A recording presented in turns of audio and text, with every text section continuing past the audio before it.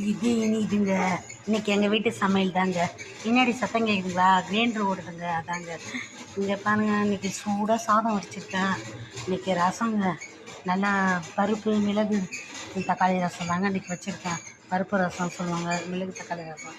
இன்றைக்கி எல்லாேருக்கும் இந்த கிளைமேட்டுக்கு எல்லாேருக்கும் சளி பிடிச்சிட்டு ஜுரம் அடிக்கிற மாதிரியே இருக்குதுங்க. உடம்பு அப்படியே ஒரே வலி, ஜுரம். அதனால் லைட்டாக ஜுரம் தலைவலின்றது. அதுக்காக நல்லா மிளகு ரசம் இன்றைக்கி வச்சுட்டு தேங்காய் துவையல் அரைச்சிருக்குங்க.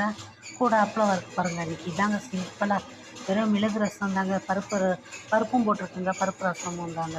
அப்படியே சேர்த்து ரசம் நல்லா தலன்னு வச்சுக்கிறாங்க. நிறைய சாதம் அடிச்சிருக்கேன்.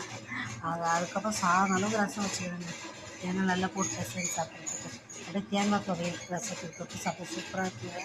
பொட்டுக்கடலை தேங்காய் வச்சா இருக்கும் இல்லைங்களா, அதுதான். 2 உப்புக்கல், பொட்டுக்கடலை தேங்காய், அவ்வளோதாங்க. அப்புறம் அப்பளம் வறுக்கணுங்க, அவ்வளோதாங்க இன்றைக்கி எங்கள் வீட்டு சமையல்.